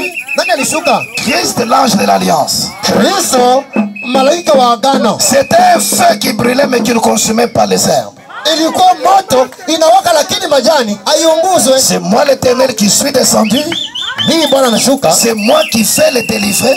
mimi ndio nataka kuwaokoa. Et toi, Moïse, va vers Pharaon. Lakini wewe Musa uende tu. Alors William Branham dit, William Branham quand anasema Moïse allait en Égypte, wakati Musa alikuwa anaenda Misri, ce n'était plus l'homme Moïse, hakukuwa mtu mais Musa, c'était ce Logos-là ilikuwa Logos qui yule allait dans Moïse. mwenye kuingia Musa. Pour avoir la vie en ce temps-là, Juu ya kupokea uzima ile wakati. il fallait croire à Moïse. Ilipendeza Parce que kumwamini quand Musa. je dis que je crois à Moïse, Nikimwambia sema niamini Musa. ce n'est pas littéralement l'homme la chair, Hivyo tu kile nilikuwa naona mais Musa. je sais que la parole est faite chair. Najua neno inakala Je mwili. sais que le logos est fait chair. Najua neno sisa kufala mwili. La même chose même au temps de Jésus. Silikuwa vile vile tena wakati ya Yesu. Regardez mes frères. Mandugu zangu angalia. Moïse était un grand prophète parmi eux. Musa alikuwa nabii mkubwa. Même si Moïse était déjà parti, Hata kama alikuwa ils alishaenda. étaient restés avec la loi de Moïse. Walibakia na Torati la Musa. La loi de Moïse était bonne. Torati la Musa ilikuwa Mais mzuri. la vie se donne au temps présent. Basi uzima ni mpaka leo. Jésus pose la question. Yesu anauliza mimi. Qui dit-on que je suis moi le fils de l'homme? Mnasema niko nani mimi mwana wa Adamu? Ils ont repris les réponses des autres jusqu'à la fin. Wakachukua wenyewe waliambiwa na watu wengine hadi Vous, mes mwisho. propres disciples, qui dites-vous que je suis? Nini wenyewe wanafunzi wangu? Tu es le Niko nani? Christ, Wewe ni Kristo. le Fils du Dieu vivant. Mwana wa Mungu aliye hai. En d'autres termes, Mkisema kwingine, tu es la parole faite chair. wewe ni mneno unakuvala Tu mwili. es le logos personnifié. Wewe ni logosi unavala koti. Jésus leur dit, Mungu anawaambia, mais les 70 sont partis. watu 70 walishaenda. Bon, vous aussi, pourquoi vous ne partez pas? Kwa nini mnikala hivi mwewe? J'aime la réponse de Simon Pierre. Nafurahi na jibu ya Simon Petro. À qui d'autre irions-nous? Asi Bwana, tutamwendea nani mwingine? Parce que c'est toi Kwa sababu wewe mwenyewe qui as les paroles de la vie. ndio mwenye kuwa na maneno ya uzima wa La loi milele. de Moïse dans la main. Kwa sababu Musa Et mwenyewe les paroles de la vie éternelle maneno ya uzima wa milele sortaient au temps présent de cet homme-là. anatoka ile siku walikuwa nasimulia na Car Yesu. l'homme ne vivra pas de pain seulement, Kwa mtu ataishi kwa mkate tu, mais il vivra de toute parole ataishi kwa neno lote qui sort de la bouche de Dieu. yenye kutoka kinywani mwa Mungu. La bouche de Dieu, c'est le prophète que Dieu envoie. Kinywa cha Mungu ni nabii Mungu anatuma. Les paroles que Moïse a prononcées Maneno Musa alisema ne peuvent pas donner la vie éternelle aujourd'hui. haiwezi kuleta uzima wa milele Les leo. paroles que Jean-Baptiste a prononcées Mahubiri ya Yohana Mbatizaji étaient des paroles de Dieu, ilikuwa sauti ya Mungu, mais cela ne peut pas donner la vie lakini éternelle aujourd'hui. mahubiri yake haiwezi kukuokoa Il leo. faut qu'il y ait la bouche de Dieu au temps présent. Inapendeza kinywa cha Mungu ikwambia Il mambo faut ya que Mungu le leo. don de Dieu, Inapendeza zaudi ya qui est Mungu le Fils de Dieu, yenye kuwa mwana wa se Mungu fasse encore chair au temps présent ivale tena mwili leo, et que de lui sortent des paroles. na ndani mwake mtoke maneno, Ce sont ces paroles-là na ukisikia ile qui maneno vont donner la vie éternelle. utapokea uzima wa milele. C'est pour vous dire, mes frères et sœurs, Nataka kuambia ndugu yangu, dada que yangu, Dieu a envoyé son serviteur. Mungu anatuma mtumishi wake. Dieu a envoyé William Marion Mungu Branham. anamtuma William Marion Branham. C'est lui le messager de Dieu. Yeye ndio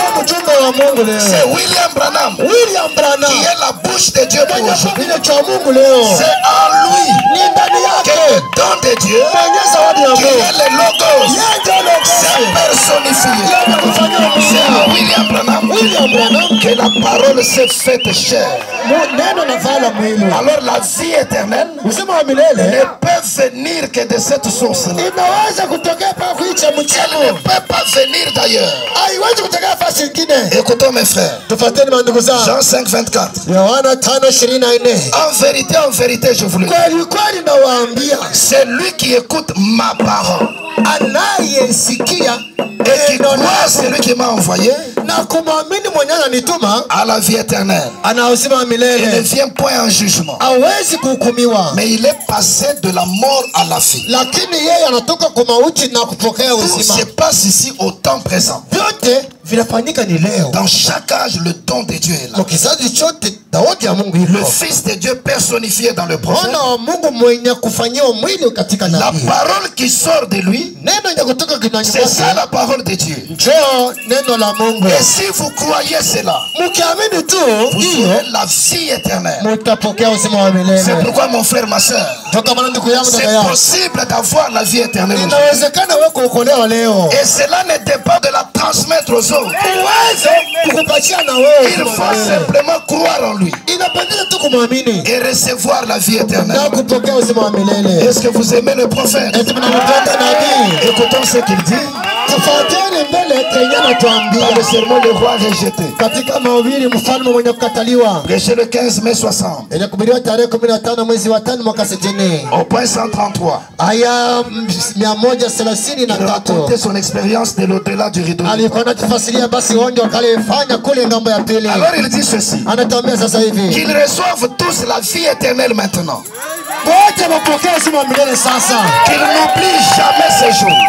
Basi sababu kama hii siku. Et quand viendra leur heure de quitter ce monde, hata wakati hapo kinia kuondoka duniani, que ce que je viens de leur raconter kenye natoka mkuwafasilia devienne une réalité. ipate kuwa ukweli. Et pendant que nous sommes assis ici, Hivi tusha kuikala hapa en tant que mortels aujourd'hui, kama watu wakufa leo, nous regardons notre montre, tunaangalia dunia yetu, nous pensons à notre dîner, tunafikiria chakula yetu, au travail de demain, basi nitaenda je kwa mashamba aux kesho, soucis et au labeur de cette vie. angalia vile unahangaika na kuuma Mais il n'en sera plus ainsi à ce moment-là. Mwile wakati ile maumivu hataisikia tena, Tout disparaîtra. vyote vitapotea. Il n'y aura plus de soucis, Hakutakuwa huzuni, mais une grande joie pour l'éternité. lakini itakuwa ni furaha ya milele. Donne-leur ce genre de vie, Père. Basi uwapatie kwa aina ya hivi ya uzima Baba. Jusque là, il demande au Père de vous donner ou de nous donner la vie. Hapa William Branham anamuomba Mungu atupatie kwa uzima wa milele. Donne-leur ce genre de vie, Père. Baba, uwapatie hii aina ya uzima ya Je milele. te demande ceci, Na Père. kuomba hii Baba, Que chaque personne qui est ici ce matin kila mtu mwenye kuya hapa asubuhi ya et qui leo, m'a entendu raconter cette vision, mwenye anasikia tunamfasiria hii mambo, que je puisse rencontrer chacune d'elles de l'autre côté. nikutane huko nayo ngambo ya pili. Bien qu'il y ait peut-être des gens ici Hata kunaweza kuwa watu wengine qui ne hapa soient pas d'accord avec moi, abapende venye kuna bandia et des femmes aussi. na banamuke tena, Mais Père, lakini Baba, que cela ne nous fasse jamais obstacle. ile isikuye kizuizi. Puissions-nous les rencontrer là-bas, Yesu tunapenda kukutana na William Branham alors qu'ils courront eux aussi, na hapo wanaweza kukimbia et que nous nous étreindrons en Christ. na tunaweza kukumbatiana. Notre précieux frère, Ndugu yangu mpendwa, qu'il en soit tel que ça a été montré là, Seigneur, ikuye mpaka vile ulitangulia kuonyesha pour Baba, chacun, juu ya kila mtu. tous ceux que j'ai aimés Wote mimi et nilipenda tous ceux qui m'ont aimé, na wote wenye kunipenda, j'ai pris qu'il en soit ainsi, na Seigneur. kuomba ifanyike hivi Baba. Et je les réclame tous. Mimi naomba wote wapate Et kuokolewa. maintenant, la scène change. Ndugu yangu, hapa mambo yanabadilika. Il ne demande plus au Père de le faire. Asimwambie asema Baba wote tufanyie. Maintenant, il prend ses responsabilités. Hapa yeye mwenyewe anaanza kufanya mambo. Et je les aime tous. Mimi nawapenda ninyi Qu'ils wote. soient présents, Père. Wote bakuye kule Baba. Je leur offre maintenant Mimi nawapatia sasa la vie éternelle. uzima wa milele. Puissent-ils Hapo wanaweza faire leur part de l'accepter. na mweye mfanye kazi yenu kuamini uzima wa Ce n'est plus milele. au Père de donner la vie éternelle. Haiko tena kwa Baba kutuokoa. Le Fils qui est la source de la vie éternelle Basi mwana aliye basi Mungu s'incarne et se personnifie. anaingia na anavala mwili Un être humain mtu sawa na se mimi. présente devant ses frères. Anasimama mbele ya ndugu Il yake. dit, je les aime tous. Anasema mimi nawapenda Je wote. les réclame tous. Napenda wote waokolewe. Na mimi c'est moi, William Branham. William Branham Je leur offre maintenant nawapatia sasa la vie éternelle. uzima wa milele. Il offre la vie éternelle, Analeta uzima wa milele. mais la seule part que vous en faites, Sasa kazi moja wewe utafanya c'est de l'accepter, mes frères. ni kuitika tu uzima C'est pourquoi wanakupatia. la vie éternelle, Ndio kama uzima wa milele. cette destination-là, Ile makao n'est même plus à venir. hainasema itakuwa ya kesho. C'est déjà sur la terre. Iko duniani. Dieu a pris un frère parmi nous, Mungu anachukua ndugu katikati le yetu. Fils qui est le don de Dieu, Mwana aliye zawadi ya Mungu s'est fait chair en lui, anavala koti. et l'homme est devenu le détenteur. Na mwanadamu anakuwa anatembea na uzima wa milele mkononi mwake. Dans le lever du soleil, il dit, Katika mapambazuko anasema, je me tiens ici mimi nasimama hapa comme le détenteur kama mwenye kuwa et le représentant mwenye kushika uzima de cette puissance msimamizi vivifiante. wa hii uwezo ya kutia uzima. Un être humain sur la terre, Mwanadamu duniani le détenteur de ces grands trésors. eko natembea mumifuko na hii akiza yote. Et comme il nous a aimés en tant que son peuple, Vile aisha kutupenda kama watu je wake. leur offre maintenant la vie éternelle. Mimi nawapatia sasa uzima Dieu a pris la vie éternelle. Il a permis qu'elle soit offerte aujourd'hui. C'est pourquoi le temps dans lequel nous vivons, c'est le temps le plus glorieux. Les 7 anges même sont venus. Ils sont venus de l'éternité. Ils sont venus rencontrer le prophète. Quand il parle de ces 7 anges, c'est le Dieu éternel lui-même qui est. C'est l'éternité qui vient sur la terre. Elle vient fusionner avec le temps pour vous permettre de commencer déjà à vivre ici ce que vous attendiez de l'autre côté. Et pour simplifier la chose, quand vous recevez le Saint-Esprit, le Saint-Esprit est la vie éternelle en vous. Et vous commencez votre éternité. Quand vous recevez le Saint-Esprit à l'autel, la destination vers laquelle nous allons, Dieu nous l'a amené ici sous une autre forme. Nous commençons cela ici même. L'éternité vient fusionner avec le temps. Mais si nous avons la vie éternelle ici, c'est que la nouvelle Jérusalem elle-même doit aussi être ici. Parce que la vie éternelle ne peut se passer que dans cette ville. Essayons de trouver cela dans le sermon La demeure future, prêché le 2 août 64. Point 236. 237. Je prendrai aussi 188. Il dit ceci. Voyez-vous, et nous sommes arrivés à la fin du 7e âge de l'église. L'âge de l'église, l'âge de la Pentecôte. Vous le voyez? Nous entrons dans cette sainte convocation. Nous entrons dans cette éternité réelle, authentique, où l'église est appelée pas à une station, pas à une dénomination, mais à entrer dans l'éternité avec leur roi éternel. Voyez, on n'a pas du tout ça. Rien de tout ça.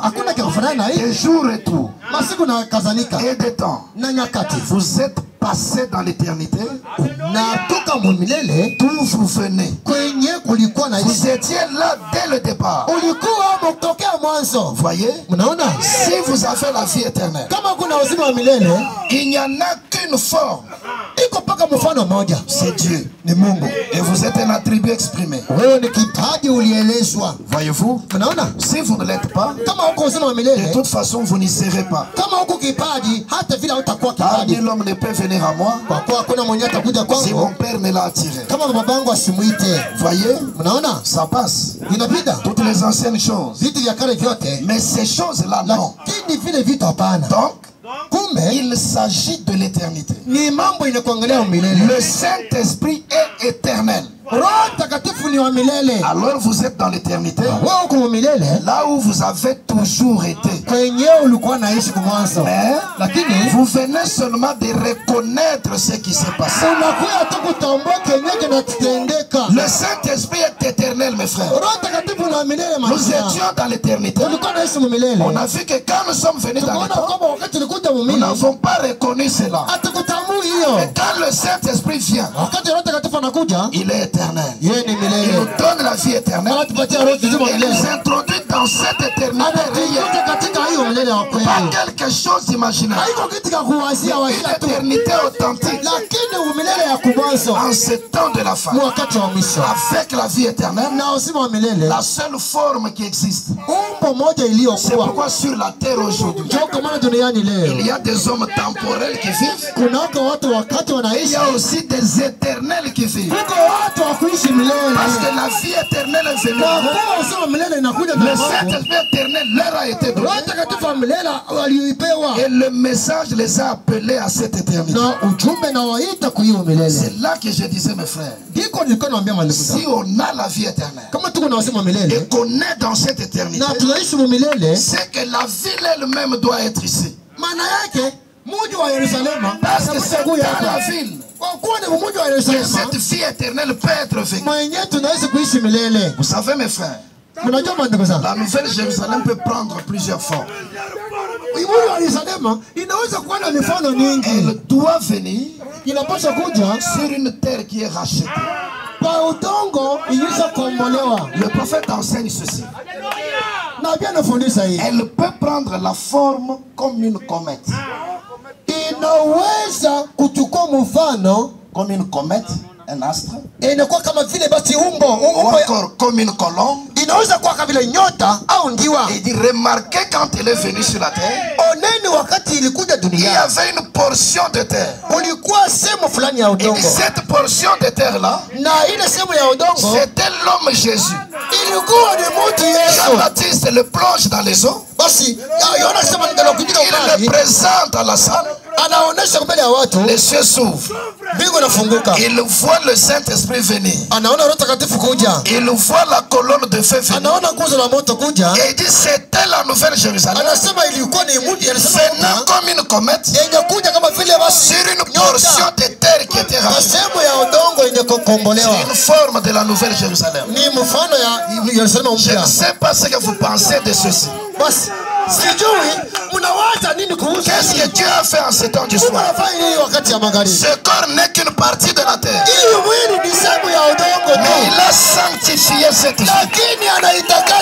Il a fait l'expiation pour ce corps. Et la même chose qui était descendue sur Jésus, voyons cela descendre sur le prophète. Cette nouvelle Jérusalem, elle est sur la terre. C'est là que vous pouvez mener la vie éternelle. Point 188. Également on voit ici. Dans l'Apocalypse là, il est dit, le roi de la nouvelle terre, ils apporteront leur honneur et leur gloire dans la terre. La nouvelle Jérusalem est sur cette terre. Est-ce que vous croyez les prophètes? La nouvelle Jérusalem est sur cette terre. Vous voyez, elle est seulement changée. La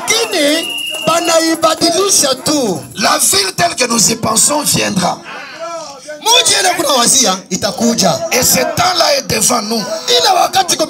Mais Dieu prend la même ville. Il change de forme de la ville. Il l'a fait venir sur la terre. Au temps présent, mes frères, la nouvelle Jérusalem est sur cette terre. Elle est seulement changée. Elle peut prendre plusieurs formes. Mais ici, je vous donne l'une des formes. L'âge de l'église de Philadelphie, 10 décembre 60. Point 278. Il dit ceci. Eh bien, l'épouse ou l'église, c'est la nouvelle Jérusalem.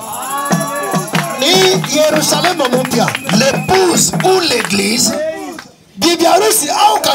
c'est la nouvelle Jérusalem. Combien savent cela? Vous le savez maintenant. Combien savent cela? L'église elle-même est la nouvelle Jérusalem. Croyez-vous cela? C'est ça la chose, mes amis. La nouvelle Jérusalem est sur la terre. Mais Dieu l'a seulement changé. Ce n'est pas une ville avec des briques. Vous irez voir des rues en or naturel. Non, ça viendra peut-être. Mais Dieu l'a seulement changé. Elle est sur la terre. Quelle est l'identité de de la Nouvelle Jérusalem? C'est l'église ou l'épouse. Et j'aimerais être précis ce matin. L'église peut être représentée par une seule personne. Et quand elle est représentée par une seule personne, ce n'est rien d'autre que le messager. C'est ça la Nouvelle Jérusalem. C'est pourquoi mon frère, ma soeur, comprends bien ce que tu chantes. S'il te perle de lumière existant sur les auteurs, personne n'a encore pu contempler sa splendeur sous une autre forme. Voici la Nouvelle Jérusalem. C'est pourquoi la vie éternelle elle-même, dans toute sa plénitude, s'est retrouvée dans cette vie. Et l'église ou l'épouse peut encore être un corps formé de plusieurs. C'est là où Jésus lui-même regarde les croyants et vous êtes le sel de la terre. Vous êtes une ville qui est sur la montagne et qui ne peut pas être cachée. Mon frère, ma soeur, le corps mystique de Christ, l'église dans sa forme plurielle, elle est la Nouvelle Jérusalem. Le corps mystique de Jésus devient cette Nouvelle Jérusalem. Et nous devons entrer par les portes. Et pour entrer dans cette ville, il faut le véritable Saint-Esprit. C'est lorsque le Saint-Esprit vient en vous que vous devenez citoyen de la ville. C'est là que vous devenez un vrai juif. Là où Paul dit, le vrai juif, ce n'est pas celui qui naît par la chair, mais celui qui l'est par l'intérieur. Et quand William Branham parle de la naissance, il dit par ma première naissance, je suis un Irlandais. Et par la nouvelle naissance, je suis devenu un juif. Parce que cela fait de vous un sujet de la Nouvelle Jérusalem. Et si vous êtes déjà dans cette vie, par le véritable Saint-Esprit, vous êtes un éternel mais vivant. Rien ne peut vous tuer, mon frère. Le corps, c'est la poussière. La poussière ne peut que retourner. Mais votre âme vit éternellement. Elle va continuer à vivre. Même lorsque les autres tomberont dans la mort éternelle, toi tu continueras à vivre. Parce que c'est ta destination. Et c'est à cela que tu es arrivé.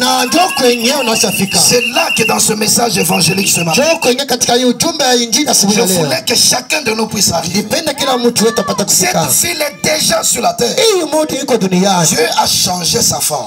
Tu peux y entrer ce matin par le baptême du Saint-Esprit. Et quand tu es à l'intérieur, tu as la vie éternelle. Quand tu es à l'intérieur, tu n'as pas besoin de soleil. Parce que l'agneau lui-même éclaire cette ville.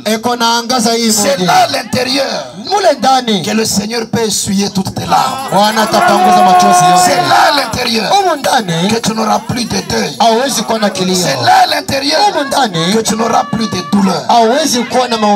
C'est pourquoi Jésus, quand il a parlé, il a dit cherchez premièrement le royaume des cieux et sa justice. Le royaume des cieux, c'est le Saint-Esprit.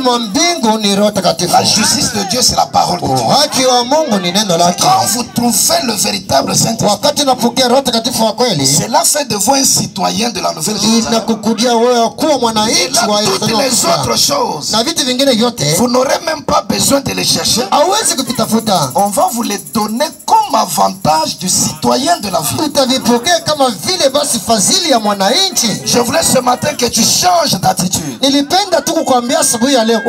pleurer pour la bénédiction bénédiction matérielle. Unaliaka paka Mungu alibariki. Mungu Au lieu de alibariki. chercher ceci et cela dans le monde, Utafuta hiki na hiki duniani. que le Saint-Esprit soit la première chose. Roho Mtakatifu ni kitu cha kwanza. Cherchez premièrement le Saint-Esprit. Tafute kwanza mbele Roho Le Mtakatifu. prophète dit mettez le reste de côté. Na anasema tia vingine pembeni. D'abord la question du Saint-Esprit. Mbele uliza wa Roho Mtakatifu. Quand vous le recevez lui, Ukimpokea yeye kwanza, vous recevez la vie éternelle. unapokea uzima wa milele. Vous devenez citoyen de la ville. Unakuwa mkadi wa nchi. Et dans la ville, il n'y a pas de larmes. Na muhimu mudi hamuna machozi. Dès qu'il y a une larme qui coule, Ukitoza chochozi moja, le Seigneur qui est là avec son peuple, Bwana aliye mule na umma wake il vient essuyer cette larme. anakuja na anakupanguza Dès machozi. qu'il y a une douleur dans la ville, Ukisikia maumivu katika le mji, Seigneur qui est là avec son peuple, Bwana mwenye kuwapo na umma il lake vient essuyer tes larmes. anakuja kupanguza machozi C'est pourquoi yako. ce matin, mon frère, Ndio kama asubuhi ya leo ndugu je ne yangu, te demande pas de chercher la guérison pour mimi ton corps. sikuombe ukatafute uponyaji wa mwili Je ne te wako. demande pas de présenter les requêtes Mimi matérielles. sikuambia uniambia uhitaji ya yenye mambo uko nayo. Mais d'abord le Saint-Esprit. Mbele tafuta Roho Mtakatifu. C'est la fin de toi, citoyen. Inakufanya kuwa mwananchi wa hii Et ce ne nchi. sont que ceux qui sont dans cette ville. Ni mpaka walioishi katika hii Cette nchi. ville qui est changée, Hii mji inabadilishwa. qui entreront dans cette autre-là quand elle parviendra. Wengine wataingia ile ngei na kuna kudia. Maintenant, si on pose la question,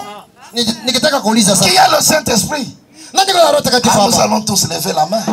Tutainua mikono sisi wote. La vie que nous menons, Maisha tuko naishi c'est elle qui montre si nous l'avons ou pas. sio yenye kuonesha kama tuko na Roho Mtakatifu ama kama Parce que tunayo. dans la ville, Kwa kuwa mmoja on a dit qu'il n'y a pas de lâches. anasema amuko tu watu wapumbavu. Comment quelqu'un peut renoncer à la parole Namna gani mtu anaweza kukataa juste neno pour des petits plaisirs dans le monde? juu ya furaha kidogo tu duniani? Dans la ville, il n'y a pas de meurtriers. Mmoja muko wauaji. Mais quelquefois, il y a beaucoup de meurtriers parmi nous. Mara nyingi mnamo wauaji katikati yetu wengi. Tuer quelqu'un, Kumuua mtu ce n'est pas seulement le tuer littéralement. haiko tu kumuua na silaha. Mais Jésus a dit, Yesu alisema si tu te fâches contre ton frère, ukimshirikia tu ndugu yako tu l'as tué. sasa muua. Combien de fois tu te fâches contre ton frère? Ujiulize mbele, mara ngapi unamshirikia kama Combien de fois tu te fâches contre ta soeur? mara ngapi unamshirikia dada yako? Jésus qui était habitant de cette ville, Yesu mwenye alikuwa mkaji wa hii mji, lui quand on lui a fait du mal, wakati walimfanyia il a dit, dhambi, Père, pardonne-leur. Baba uwasamehe, Car ils ne savent point ce qu'ils font. kwa sababu hawajui matendo yenye C'est là où wanatenda. le prophète dit Iko nabii anasema que lorsqu'on te dit wakati que wanakuambia ton frère ou ta soeur a fait ceci ou cela, ndugu fulani au dada alifanya dhambi fulani, comprends que ce n'est pas lui qui a fait. sikia kwamba si yule ndugu, C'est le diable qui est entré en ibilisi pour le ndio faire. mwenye kuingia kumfikisha huko. Alors il dit, Hapo anasema toi aime ton frère, wewe umpende ndugu aime yako, ta soeur, umpende dada mais yako, blâme le diable qui a fait la lakini cause. umfokee shetani mwenye Mais kuleta si tu te mambo. fâches contre ton frère, Ukimshirikia ndugu yako tu es devenu un meurtrier. si unamuua. Et le prophète donne une autre explication. Nabii anatufasiria tena, Il dit, vous les gens au tempérament colérique, anasema nini watu wanapendaka kushirika et sana qui débitaient toujours des choses contre quelqu'un na d'autre. unikana tu kumtungia ndugu yako On mabaya, n'avait pas besoin au utafute d'enfoncer un couteau dans le dos de l'homme kuchukua pour le tuer. kisu na kumtonga ndugu yako au dada yako. Mais vous pouvez tuer quelqu'un Unaweza kumua ndugu yako en cachant sa réputation, kama tu unaharibisha kavumu ya en ndugu yako, détruisant son influence. ukiharibisha tu kavumu Tu yake, vas réunir un groupe de gens. utakutanisha kundi ya Oh, mandugu. ce pasteur-là avait fait ceci et cela. Si unaona ule pastori alifanya hiki na Tu kifulani, détruis son influence. siku unaharibisha kavumu Tel frère ou yake, telle soeur. dada fulani Vous hata savez, ils ont fait ceci ou cela. unajua walifanya kifulani na Tu gâches leur réputation. unaharibisha kavumu yao, Tu es un meurtrier. si unawaua. Si c'est ça le genre de vie que tu Kama mènes, ndio vile unafanyaka, c'est que tu n'es pas habitant de cette ville. nakwambia hauko mkadi wa Les hii. impudiques ne sont pas dans cette ville. Washerati nao hawawezi kukaa katika Les enchanteurs ne sont pas dans cette ville. watu wa kutukuza wengine hawawezi kukaa katika Les hii idolâtres mji. ne sont pas dans cette Wenye ville. kuabudu sanamu hawawezi kukaa katika hii mji. Les menteurs ne sont pas dans cette ville. Wenye kusema bongo kila siku hawawezi kukaa katika hii mji. Leur part sera dans les temps ardents de feu. Anasema makao yao itakuwa ni ziwa ya moto. Heureux ceux qui ont lavé leur robe. Wenye heri wanayovaa mkate Ceux qui nyeupe. marchent dans la sanctification du Wenye Saint-Esprit. kutembea muutakaso wa Bwana. Ceux-là sont habités habitants de la ville. Mon frère, ma soeur, le mystère des deux destinations. Il y a la mort éternelle, il y a la vie éternelle. Et qu'est-ce que Dieu a fait? Il a changé la forme de la nouvelle Jérusalem. Il l'a amené sur la terre aujourd'hui. Et c'est l'église ou l'épouse. Il a pris la vie éternelle elle-même. Il l'a placée dans un homme. Et lui a donné le pouvoir de la donner à ses frères et sœurs. Et il n'a pas été égoïste avec ça. Il a dit, je leur offre maintenant la vie éternelle. Si tu acceptes de recevoir cette vie éternelle en croyant dans les prophètes, en croyant dans le message et en te conformant à ce qu'il a dit, le Saint-Esprit viendra en toi et tu seras habitant de cette vie. Et la vie que tu vas maintenant mener dans le monde va prouver que tu es un juif, va prouver que tu es habitant de cette vie. Ça sera une vie différente de celle qui est dans le monde. Un jour, William Branham et sa femme étaient allés au marché pour faire des achats. Alors Med a commencé à voir les femmes américaines. Comment ils s'étaient fardés, comment ils avaient les cheveux coupés, et comment ils étaient mal habillés. Elle se regarde, elle, avec un habillement décent, avec des cheveux qui tombaient dans le dos. Elle n'était pas médisante et toutes ces choses. Alors elle a dit à William Branham, pourquoi nous et les sœurs de l'église nous ne faisons pas comme ces femmes? Ne sommes-nous pas aussi américaines comme elles? William Branham dit, tu sais, chaque nation est influencée par un esprit.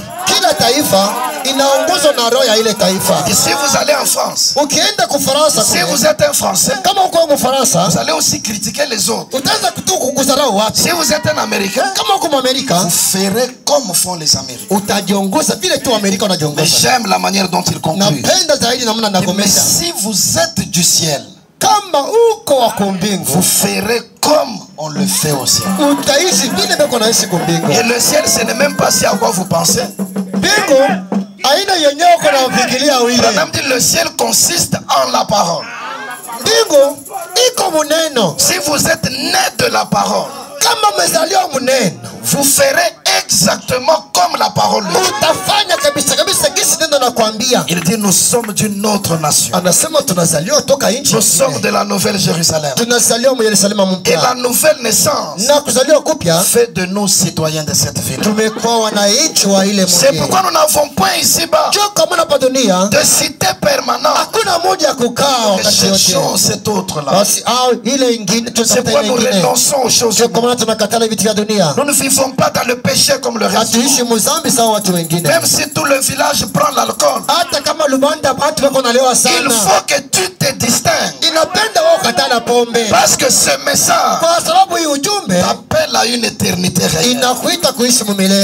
Il te fait sortir de l'esprit de ce village pour te faire naître d'une autre nation. On peut dire les gens de Lubanda sont caractérisés par ceci et cela, mais il faut qu'on vienne dans ce même village et qu'on trouve un homme différent. Il faut qu'on arrive dans ce village et qu'on trouve une femme différente.